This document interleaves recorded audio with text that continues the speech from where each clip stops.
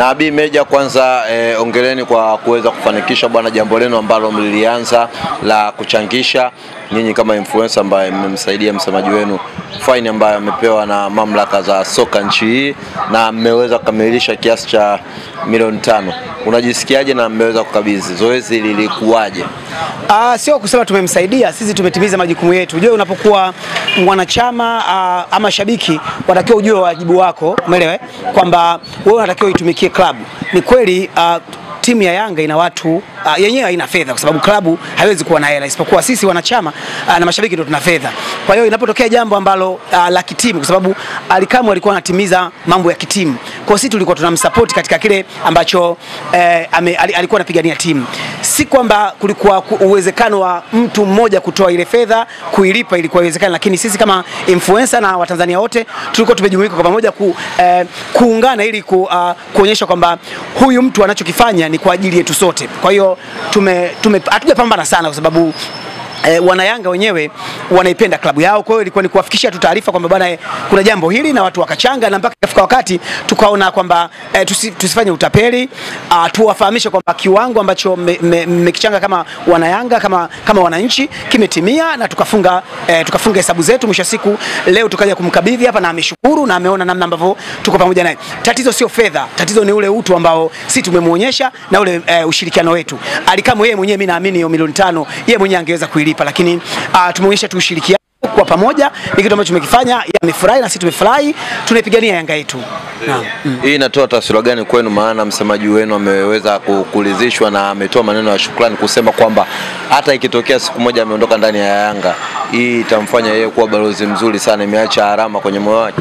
Mimi naamini pale alikuwa amevaa miwani, naamini labda kuna machozi alikuwa anayatoa ambayo sisi tulikuwa tuyaone. Unajua ni kama samaki anapokuwa yuko kwenye maji, hata anapolia huwezi kuona ile furaha ambayo Alikamu alikuwa nayo pale. Mimi nahisi ndani yake ilikuwa na machozi, na ndio maana Alikamu leo wakati anazungumza alikuwa amevaa miwani. Pengine labda kuna machozi alikuwa anatoa, ni machozi ya furaha unapoona wana Yanga wenzako wamekusupport. Unajua kuna watu walitegemea pekee tutalalamika, tutalaumu kwa nini amefanya hivi. Sisi tulikuwa tunaamini kwamba Alikamu alikuwa anapigania klabu, na kweli alikuwa anapigania klabu, na shughuli anazofanya ni za klabu, anaitetea klabu. Adhabu iliyotoka sisi hatuwezi kuizungumzia kwa sababu sio nafasi yetu. Sisi tunadili na Alikamu kwa sababu yeye anatupenda sisi kama influencer na wana Yanga, na sisi tunampenda, tunamsupport. Kwa sababu chochote itakayotokea, na ametuambia kwamba sio isiishie kwake, ikitokea hata yuko nje na timu kama msemaji, hawezi kuwa nje kama shabiki au mwanachama, atakuwa nje kama msemaji, lakini bado tutaendelea ule umoja wetu ambao mimi binafsi leo nimekuwa very excited kwa sababu nimefurahi kumuona Alikamu akiwa hana mawazo, kwa sababu ile ambayo tulikuwa tunashughulika nalo mwisho siku tumelimaliza. Kiufupi na wapongeza sana wana Yanga Tanzania nzima, umeelewa namna ambao walivyoonyesha support kwa afisa habari wetu, ni jambo la kushukuru sana. Wewe kama rais wa jukwaa la Urusi na Bi Meja, niambie umeipokeaje? Maana kuna sherehe za mwisho wa msimu wenyewe ambazo mmeziita na msemaji wenu ametoa pale taarifa. Wewe umepokeaje hii taarifa ambayo itakuwa inaunganisha wanachama na mashabiki wa Yanga nchi nzima? Mwisho wa msimu ukimalizika, mnaenda kupiga mahesabu na kupongezana. Nimeshtuka kwa nini ametoa siri za kambi mapema, kwa sababu wenzetu wa nguvu mbili wanaweza wakaichukua hiyo idea wakatamba nafa, kaonekana kama wao ndio wamelianzisha. Umeelewa? Kwa nini sijajua, kwa nini labda pengine ile furaha ya leo kwa sababu wamekabidhiwa kile kitita na support ya wanachama, lakini naona kama ameizungumzia mapema sana. Hawa watu wanaweza wakapita nayo hiyo idea. Ni idea kali sana, na mimi binafsi ujue hivi vitu vya kuwa pamoja ni jambo jema. Mimi ndio maana nimefurahi. Tumeenda Manyara na influencer, tumekutana na watu wengi. Kwa hiyo hili jambo la kusema kuwakutanisha yani kwamba tuseme wanachama wote kwa maana ya matawi kukutana pamoja, pengine kama kuna jambo la kufanya, kama kuna kula kufanya, kwa sababu Yanga kama unavyojua wana jambo dogo. Naamini kama sio supu inaweza ikawa biliani. Kwa hiyo mimi binafsi nimefurahia mno kuona kwamba matawi yote tutajumuika pamoja. Haijulikani tutakutana hapa makao makuu au tutakutana kwa wenzetu nguvu mbili hawana sehemu ya kutania. Lazima labda wataamua kwenda Mwembe Yanga kule ambapo pia kuna jina letu, wataenda kule. Lakini sisi tumebahatika hapa tukajikusanya hata watu hata 200 300 na tukafanya jambo. Ndio tofauti yetu sisi na wale. Umeelewa? Afu kingine hata usafiri wetu namna ambavyo nadhani umeona mwenyewe tuliposafiri tumeenda Manyara, tulikaa kwenye gari nzuri ina kiyoyozi kutoka hapa mpaka tumefika Manyara, tumerudi salama. Lakini tumeona namna ambavyo wanavyosafiri, wanapanda manili mashua, wengine wanapanda mashua, wengine wanapanda meli, mwisho siku amekaa siku 3, mtu siku 3 unakaa kwenye maji, ni kitu cha hatari sana. Kwa hiyo ndio tofauti kati ya Yanga na timu nyingine. Tuzungumzie, maana tumeona mashabiki wa Yanga kama mnawazungumzia wenzenu kuhusiana na safari ya kwenda kule South Africa, mkitamba kwamba nyinyi baada ya ndege kutolewa, mashabiki kule Algeria mliweza kusafiri baadhi, lakini safari ya Afrika Kusini ilitolewa basi kwenda kuisupport timu yenu na nyinyi mkaenda, lakini kwa upande wa wenzenu imeonekana kuwa tofauti na nyinyi mmeonekana kulipigia kelele. Meja, yani kulipigia kelele tunawasaidia kwa sababu ujue pamoja na masuala ya mpira, lakini hawa ni rafiki zetu. Umeona, kuna washikaji kule wapo, ni watu wazuri, sema ndio wanashabikia timu ambayo sio nzuri, lakini ni watu wazuri, umeelewa? Kwa hiyo unapotaka kumzungumzia Mungu lazima unamladi shetani. Hawa watu lazima tuwazungumzie kuwasaidia. Kwa sababu gani? Ushirikiano hakuna, yani wanateuana watu wawili watatu tu, yani ataenda labda Kisugu, ataenda Pasi Milioni, ataenda na Mzalamu. Sasa hiyo sio, haiwezi kawa timu. Huku kwetu sisi tofauti. Kwa sababu gani? Tunaenda kwa rotation. Leo Meja akienda, kesho anaweza akawaendi Meja, ataenda Moviki, ataenda labda official Mume, ataenda nani, ndio hivyo tunavyobadilishana. Lakini kwa wenzetu wanaenda watu wawili kama au watatu kama timu ya kwao. Ndio hicho ambacho kinatengeneza chuki. Yani wenyewe kwa wenyewe hawapendani. Umeelewa? Sasa sisi tunatengenezea mazingira kwamba watu wige, sio dhambi kuiga mfumo wetu sisi. Na hichi ni kimoja wapo ambacho sababu ilipelekea labda kuondoka kule. Mimi sasa nimekwambia consistency hakuna kule, hakuna muendelezo, hawapendani, hakuna amani. Ndio maana mimi nimetoka kule, nimekuja kwenye timu ya wananchi, na angalia namna ambavyo watu wana upendo. Mimi huko ni mgeni, lakini hii ni safari ya pili kubwa ambayo mimi nimeweza kwenda. Hawa ni bagui na wala wametoa mawazo kabisa kwamba mimi shai kwa nguvu mbili. Yaani hakuna mtu anayezungumzia. Yaani wote wana upendo kwa sababu wanajua sasa huyu Nabii Meja anapigania klabu. Yaani hawaangalie kwamba eti ukimpasua moyo kuna nini. Wanaangalia Nabii Meja anapambania klabu, anaweza kuisemea vizuri klabu na wanaonyesha upendo. Tofauti na wenzetu wana chuki sana. Sababu juzi kwenye ile safari ya Al-Masri walikuwa wameondoka watu wawili. Wengine wakanuna. Wakategemea labda safari hii ambayo ya kwenda Saudi, na hichi ninachokwambia utakuja kunoti. Hivi tunapopiga kelele sisi watu wa Yanga, inaweza ikawapa sababu viongozi wa nguvu mbili wakawapa nafasi au mashabiki kwenda, kwa sababu walikuwa hawana mpango huu. Lakini sisi tunawasaidia mashabiki angalau waende basi wakakuja kuingia Saudi hawajai kufika.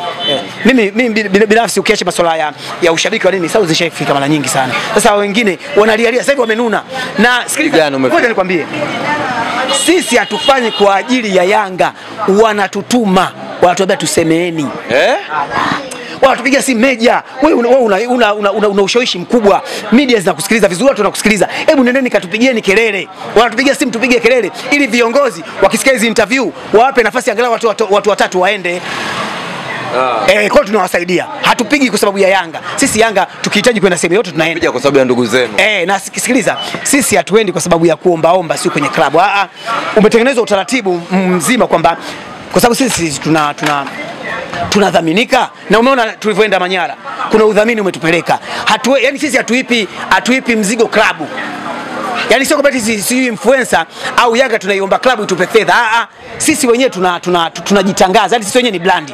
Kwa hiyo hizi haya makampuni, mashirika yanatuona, yanatusponsor, tunaenda. Kwa hiyo tunaamini hata huko Zanzibar kuna kampuni, kuna nini itatusponsor, tunaenda. Hatuendi kwa sababu tunaomba sehemu. Sasa wao watakawaombe na wametutuma bwana, tunaomba mtusemee kwenye vipaza sauti ili viongozi waone ndani ambavyo nyinyi mmeenda vizuri, na tumeposti picha nyingi sana za Saudi, picha nyingi za Manyara, ili viongozi wao waone, angalau wawapeleke hata watu watatu au nne ambao unaona kabisa wanapigania klabu yao. Unajutia labda kutoka kule na kujiunga na Young Africans, au kwa ulichokutana nacho Young Africans unajutia kuchelewa kutoka kule mapema? Najuta kwa nini nilikaa kwenye klabu ambayo chuki ni nyingi sana, wenyewe hawapendani, na ukipata nafasi ya kuwahoji utawahoji. Nisikilize, ukipata nafasi ya kuwahoji, hata kama kitokea wameondoka au watatu au wa pili, umesikia sisi influencer na tulivyo, wanaweza wakaondoka watu watano, lakini blessings zinakuwa nyingi sana kwa sababu tunaamini wanaenda kuwakilisha influencer. Wao wanaondoka, yani nakwambia juzi walivyoondoka kwenye Al-Masri imetengeneza chuki sana, wamechukiana sana. Kuna chuki kubwa sana. Wanachukiana, na hivi inavyoonekana kwa sababu wakaona uongozi tusiwapeleke wote, na tuwezi kuwapeleka wote, na tusimpeleke mmoja tutengeneza. Uje viongozi wametumia akili sana, wakaona uwezo wa kuwapeleka wote hatuna kwa sababu wako wengi sana, umeelewa? Sasa afadhali tusiwapeleke kabisa, ili lawama tuzitoe. Na mmefanya kitendo kizuri sana, lakini sisi kama kwa sababu ni majirani zetu, ukitoka hapa Twiga na Jangwani kufika pale viunga vya Msimbazi ambako sasa hivi kuna jengo tu, hamna klabu, sio mbali. Kwa hiyo tunajitahidi kuwasemea kwa viongozi wao, angalau wao waone, wawape nafasi. Wao wana jina, influencer sio kwamba hawana, wanalo jina, lakini ile organization hakuna. Hapa influencer inatambulika na klabu. Yaani tofauti kati ya Yanga na klabu nyingine. Sisi klabu ya Yanga inatambua kwamba sisi influencer tupo. Wao wametengeneza kikundi kwenye WhatsApp wanajiita influencer, lakini klabu kama klabu haiwatambui. Kwa hiyo hivi tunapiga kelele, manake tunawapa nafasi nao angalau wajulikane, ili upinzani ukiacha kwenye timu ambako kila siku tunawafunga, angalau kwenye influencer nao tuweke bato. Yaani tuweke hata siku tucheze mechi kwamba influencer wa Yanga na influencer wa Nguvu Mbili. Yeah. Nani atapigwa kidogo? Watafurahi. Sasa sisi watu wa mpira bwana. Sisi watu wa mpira. Mapema tu. Sisi watu wa mpira. Unajua mimi naamini hata wao wakicheza hiyo mechi wanaweza taka jezi wakawawana. Jezi tu. Kwa sababu wewe fikiria watu wanatoka Zanzibar, wanapanda mashua. Hii ni hatari gani? Mashua unajua ngalawa zile. Zanzibar siku 3 mtu kwenye maji. Swala hatari sana hilo. Yaani viongozi wa Nguvu Mbili wanatakiwa waliumiza sana watu kupanda. Sio mimi niumiza, nimeonea kwa sababu kule kuna marafiki zangu. Yaani kuna marafiki, ukiacha mambo ya mpira, kule kuna mafrendi. Kwa hiyo nimeumia kuona washikaji zetu, marafiki zetu wanateseka wakati wao ni blandi. Umeelewa? Wao ni blandi, wanaweza wakatumia blandi zao wakatengeneza mambo. Asante sana.